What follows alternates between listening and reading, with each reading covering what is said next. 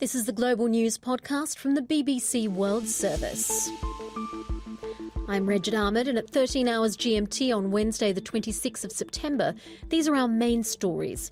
The world's largest biometric ID scheme has been upheld by India's highest court, but at the same time its reach has been cut back. The chairman of Australia's national broadcaster has said he has no intention of resigning over allegations of political interference.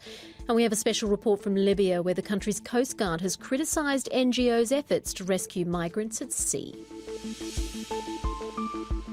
Also in the podcast, an entire police force in Mexico is under investigation over suspicions it's been infiltrated by drug gangs.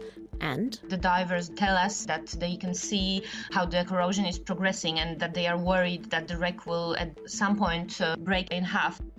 Why there are fears a World War II oil tanker on the bottom of the Baltic Sea is a disaster waiting to happen. India's Supreme Court has ruled that the National Biometric ID system, known as Aadhaar, does not violate a citizen's right to privacy. But the court has also imposed restrictions on how the personal details of more than 1 billion citizens can be used. Subramanian Swamy from the governing BJP has welcomed the Supreme Court's decision. It's now just an ID card that you can use if you want to. People were worried about using it for some things, like in banks, to buy mobile phones, or even to get admissions into schools. The Aadhaar card used to be compulsory for all these things. Now, this is no longer the case. Our South Asia editor Jill McGivering told me more. People will now have much more say in how they use this information, and indeed if they are part of the scheme at all. And it's also partly about scale. This was a scheme that was basically originally conceived under a Congress-led government, and it focused very much on the poor and on access to government welfare schemes. It was a way of trying to crack down on benefit fraud and make sure that the right people got what they needed. Since then, it was enacted under the current government, with Narendra Modi being a strong supporter of it, but he's also expanded it very dramatically, and that's the cause for concern.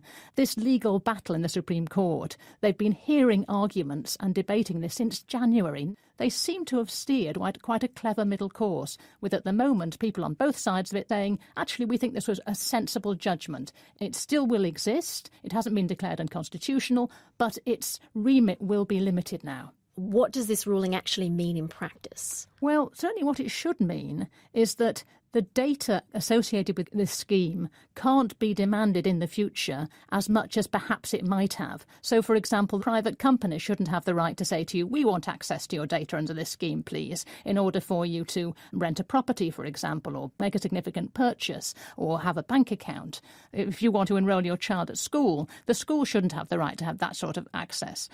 One key issue will be how far people in practice actually adhere to these rulings, because we know that already more than 1 billion people have registered under the scheme, and it is common practice when you go out and about in India that people will ask. So it may take a while, particularly for people who don't feel very empowered in dealing with companies or dealing with bureaucracy, to make sure that the rights they've been given by this ruling are actually practised for them in daily life.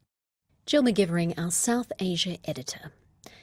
The chairman of the Australian Public Service broadcaster, the ABC, has refused to resign despite a call from hundreds of employees and some politicians for him to leave his post. It all revolves around reports that Justin Milne tried to have a senior economics journalist sacked after the former Prime Minister Malcolm Turnbull complained about coverage of government tax policy. I found out more from Howell Griffith, who's in Sydney.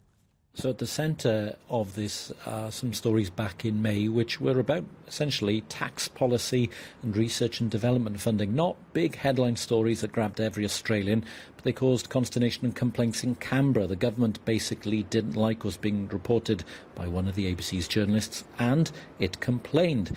Now it's come to light that the response of the ABC's chairman was to suggest sacking this person. A leaked email suggested he said they hate her, they being the government, we should get rid of her and save the ABC. Now that has led to accusations of political interference by the government. There is actually a link between this person, Justin Milne, and the then Prime Minister, Malcolm Turnbull. They were former business partners.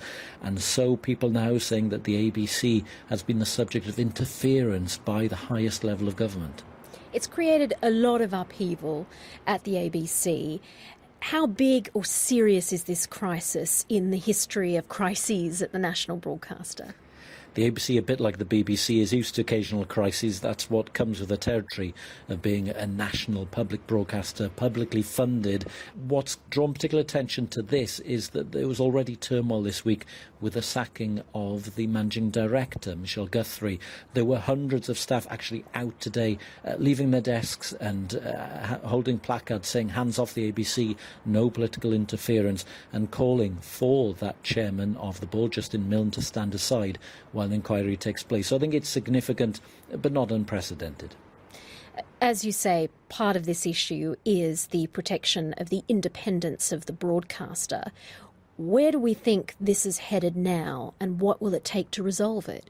Well, I think initially people will look very closely at the inquiry that's been announced by the government, but any suggestion that there is political interference and repeated interference, because now other allegations have come to light, I think could ultimately end with the chairman losing his job, and then you would have a big problem.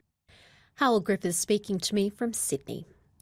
The entire municipal police force in the coastal Mexican city of Acapulco is under investigation amid accusations that it's been heavily infiltrated by drugs gangs. Mexican Marines have surrounded the city's police headquarters and disarmed 700 officers. Johan Grillo is a journalist based in Mexico City, and Lawrence Pollard asked him how people there had been reacting to the story.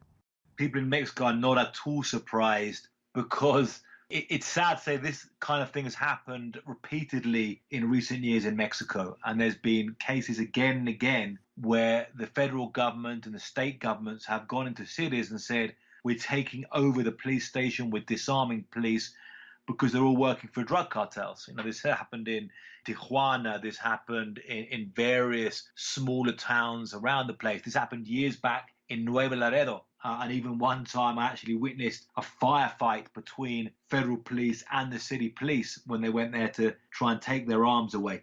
So people have become, again, tragically, over the last 12 years, very used to these extraordinary things happen, very used to this level of violence, and very used to stories of immense corruption among police officers.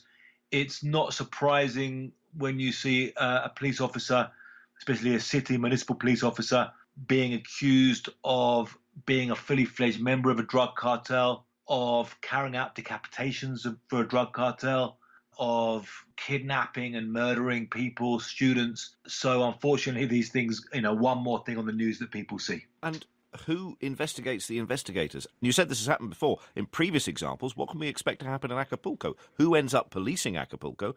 And what happens to the people who are accused of being drug gangs in uniforms? You have a mix of different security forces on the streets of Mexico and in hotspots like Acapulco. You have the military, you have the state police, you have the federal police. But these city police are now being taken off. So right now the federal and state forces will stay and the city police will not be there. Now, in the other occasions when you've seen this, you see the whole force gets taken in for questioning, has to give their guns in. And then what normally happens is that some of them end up being imprisoned and charged and convicted of working with drug cartels. And the majority end up being released. Some of them end up going back to service. Now, in Ciudad Juarez a few years ago, they actually dismissed almost the entire police force. And right after that, after accusing them of working with the Juarez drug cartel, the level of kidnappings went up massively, because it seemed like a lot of these people who had been police officers working for a drug cartel were then on the streets and were kidnapping, carrying out crime. It's a bit like a kind of de-Baathification in Iraq. When you fire everybody, they're going to start maybe carrying out other activities. So they should be careful about suddenly firing all the police and then going right into street crime. Maybe giving them some desk jobs is a better option. Mexican journalist Johan Grillo speaking to Lawrence Pollard. The Libyan Coast Guard has told the BBC that the NGO rescue ships off their coast act as magnets for migrants and people smugglers. They say this is proven by the fact that fewer migrant boats sail when the NGO ships are not off their coast. The UNHCR says that for every 18 people who attempt the journey this year, one will die, while others will find themselves languishing in overcrowded and squalid detention centres. From Tripoli, Clive Myrie sent this special report. It used to be the humanitarian boats run by NGOs patrolling the waters of the Med that saved the lives of migrants and refugees in distress. But as several EU countries have clashed over their obligations to take in migrants, enormous pressure has been put on the Libyans to do more. Colonel Abu Abdelbari heads the Coast Guard here.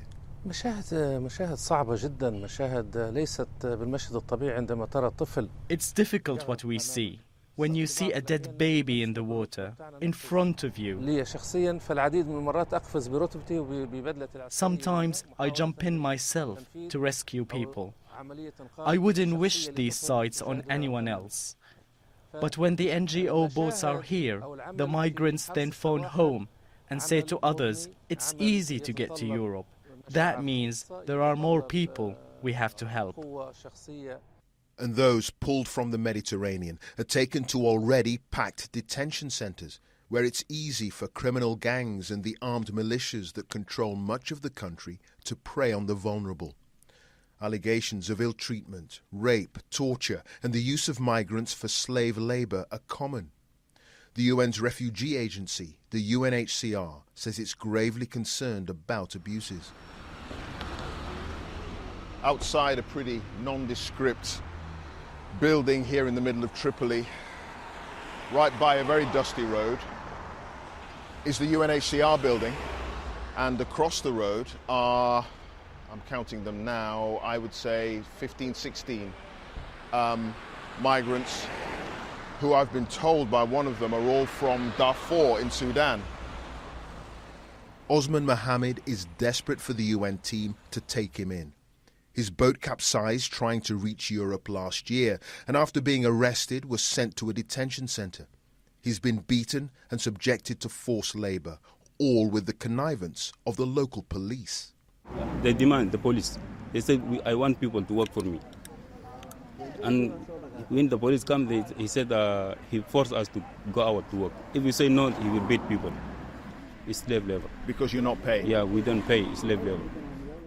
And he says anyone who tries to escape from a detention centre faces dire consequences.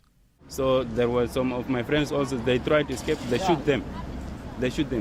One of them, they shoot them in the kneecap here. Kneecappings, slave labour, beatings, murder. For some, the only way out is to actually return home to the poverty and lack of opportunities they originally tried to escape. Here at Misrata Airport, about 3 hours' drive from Tripoli, 90 migrants have decided to voluntarily return to Nigeria, their tickets paid for by the UN. After hardship, pain, and brushes with death in the Mediterranean, they've given up their quest for a better life. Their dream is over. Some have risked their lives, spent all their savings to try to get to Libya to eventually reach Europe. Now they're voluntarily returning home. But there are many tens of thousands, hundreds of thousands of refugees and migrants still languishing here in Libya, caught between their dreams of a bright future and the nightmare of their past. Clive Myrie with that report. In the BBC World Service's newest podcast, Bollywood actor Kalki Kekla tells extraordinary real-life stories. Kalki presents My Indian Life, looks at the challenges facing young Indians, and it's sometimes raw and often uplifting. Search for My Indian Life wherever you find your podcasts. It's still to come in this edition of our podcast. Does a pioneering social experiment in Sweden offer a model for how to make cities sustainable? Well, last week, Pope Francis and the Chinese authorities agreed to end the decades-long dispute over who appointed Roman Catholic bishops in the country. Now the Pope has written a letter to Chinese Catholics to reassure them about the deal. I asked our religion editor, Martin Bashir, for more on what's in the letter.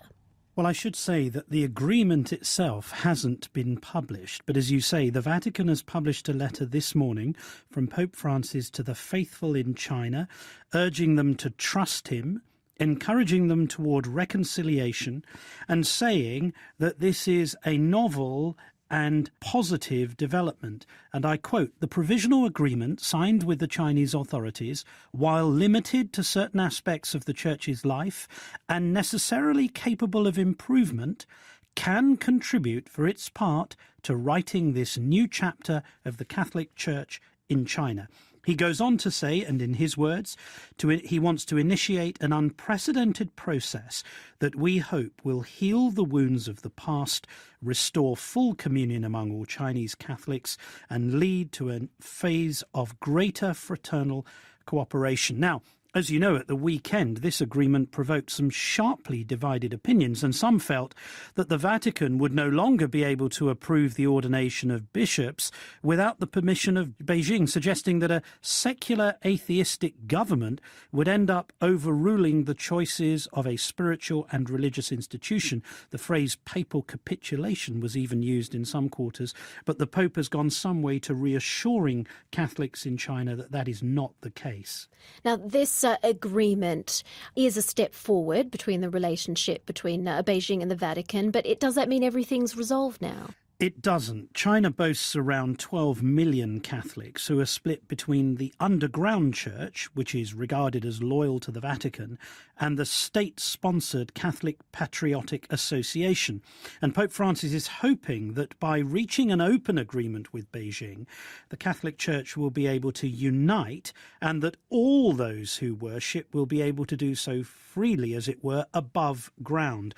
But it's also worth mentioning that the Protestant Church, particularly small evangelical congregations, are growing rapidly in China, and they continue to be the subject of suspicion and oppression. Benedict Rogers of Christian Solidarity Worldwide, which is a UK-based human rights group, said, "How can the Vatican do a deal with a regime at a time when it is destroying churches and crosses, prohibiting children from attending services, and tightening restrictions?"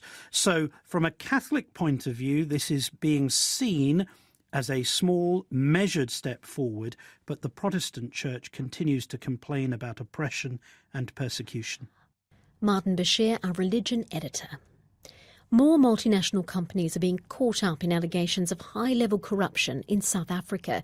The giant consulting firms Bain and Gartner are being investigated by a commission looking into alleged wrongdoing at the country's tax collection agency. Our correspondent Andrew Harding reports from Johannesburg.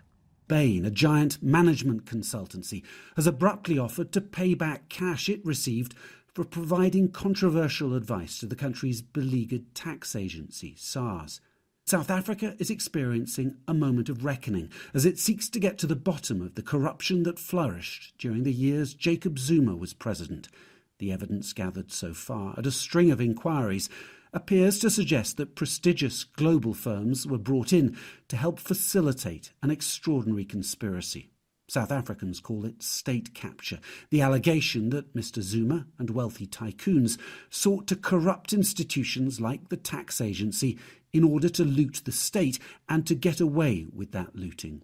Some foreign companies have pleaded ignorance or innocence. Others have sacked staff and apologised.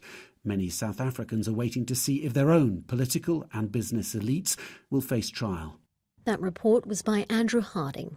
We go now to the Baltic Sea, where experts are warning of a major environmental disaster waiting to happen.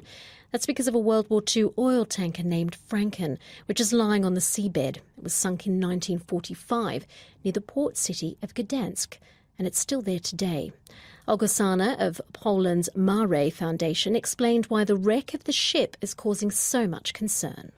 The tanker had approximately around 3,000 tons of oil still in it at the moment of sinking. We know that about a half of it was burned during the explosion and the bombing. However, the other half is most probably still in it. And we checked the wreck. We had a research expedition to the wreck this year in April. And we know that about 30% of all of the tanks seem to be sealed at the moment. And we assume that there is still oil in it. We are worried now because we know that the corrosion of the wreck is progressing, and we can see that the state of the wreck is getting worse every day. This is also something that the divers that dive there regularly can tell us, and that they can see how the corrosion is progressing, and that they are worried that the wreck will at some point just fall and break in half. The government actually is helpful on the subject, and they support our action, but the problem is that they don't have a budget to do something about it, because the way the law is made is that they can do it from like a crisis budget only after the spill appears.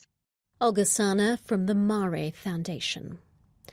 The world's population is becoming ever more concentrated in our cities, and with ongoing fears about climate change, urban planners around the world are facing the challenge of making new neighbourhoods as sustainable as possible.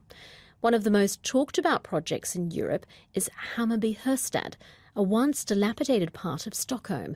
20 years ago, it began a transformation into an eco-suburb. But has it provided a successful blueprint for the rest of us to follow? Maddie Savage has been taking a look. Blasting his music while he sorts his rubbish, 27-year-old Mark Udenfeldt is one of 25,000 Stockholmers living in Hammarby-Hörstad, a waterfront suburb of glass-fronted apartments and pockets of parkland. He's completely sold on the way every detail of the area has been designed to promote sustainable living. We have the public transport by boat into the inner city of Stockholm. A free boat. Free boat, yeah, exactly. And then we have the insulation in the houses. Very quiet and very warm during the winters. And then there's the trash, like vacuum pipes, where you can put the trash in and then it will be sent up to a mountain where they burn the trash and it becomes energy. Mark's examples are just the tip of the iceberg when it comes to environmental thinking in this neighbourhood, which was streets ahead of most European suburbs when it began being developed in the early 2000s. Biogas from residents' rubbish powers local buses. Gas and electricity is sourced from sewage sludge. The goal is to become completely fossil-free by 2030, 10 years ahead of the rest of Sweden.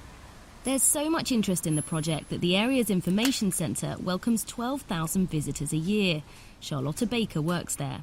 This was really a rough area. We had illegal businesses here. If we had anything we wanted to get rid of, we burnt it or threw it in the sea. What it has become today shows that it's possible to transform something that is quite polluted into something that is sustainable. We put everyone in the same room when we built Hammarby-Sjöstad, everyone who was involved in the project, and we worked together. In all cultures, they don't have that project leading in the same way because they're working in silos rather than working together. But even with these advantages, not everyone's convinced Hammarby-Hörstad is the perfect blueprint. My name is Josefin Wangel and I work as a researcher at the Urban and Rural Development Unit at the Swedish University for Agricultural Sciences. Most people living in Hammarby-Sjöstad belong to the upper middle class. If you look at the data for recycling and transportation, the inhabitants of Hammarby-Sjöstad, they behave about as well as the average Stockholmer, even though they in many cases have better material possibilities to do so. Despite these criticisms, what's clear is that the early focus on sustainability in Stockholm is having an ongoing impact. This is one of the latest projects in Hammarby-Hörstad, the transformation of a former tights factory into offices. Mia Hegström is head of sustainability for the property company Fabege. All our new constructions are being sustainable certificated, so these days it's a core business. Our customers expect us to work with sustainability. People are willing to pay more money for certified buildings. I guess there's a culture in Sweden, though, that has created this environment. A lot of other countries are quite a few steps behind. Probably, but we started about 15 years ago and all the methods are out there, so go for it, I think. That might be easier said than done. Not all urban areas have the same access to capital or political will as Stockholm. But in a world where half the population now lives in cities, there's no doubt this is a place that will keep being eyeballed by those seeking to build a greener future. That report from Stockholm was by Maddie Savage.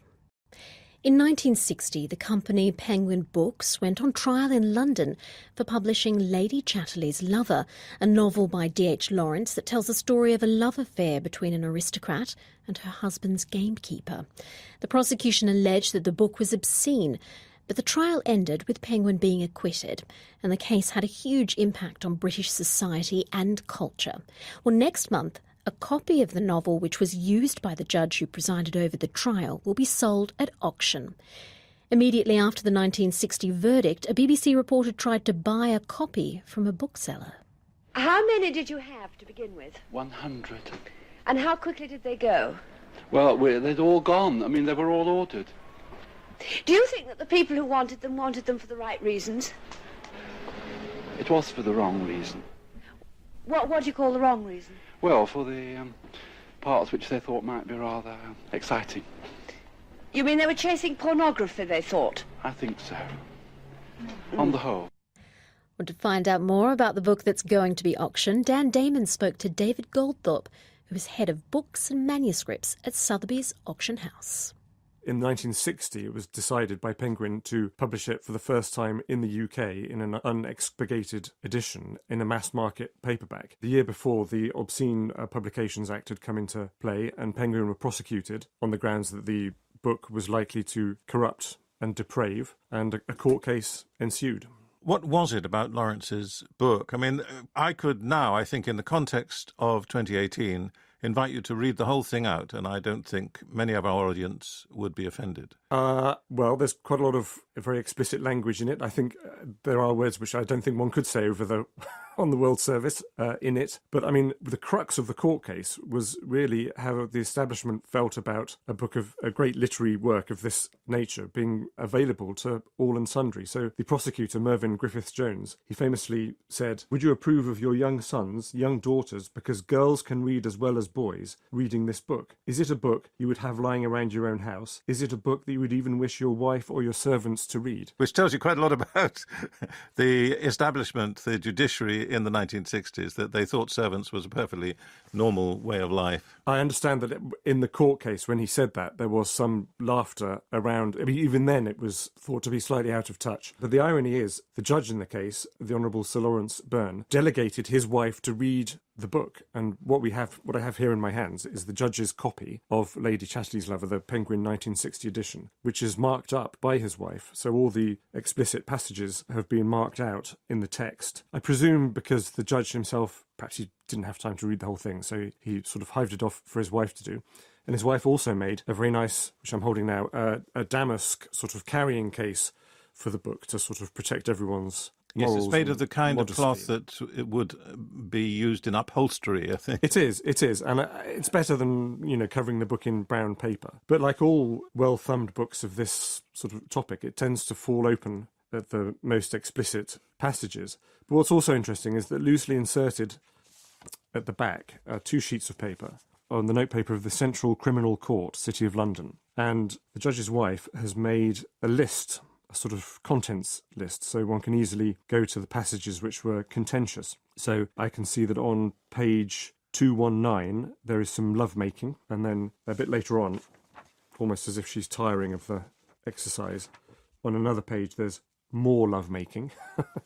And then page 228 is simply described as coarse. David Goldthorpe of Sotheby's Auction House in London, speaking to Dan Damon. And that's all from us for now, but there will be an updated version of the Global News podcast later. If you want to comment on this podcast or the topics covered in it, you can send us an email. The address is globalpodcast@bbc.co.uk. I'm Regid Ahmed, and until next time, goodbye.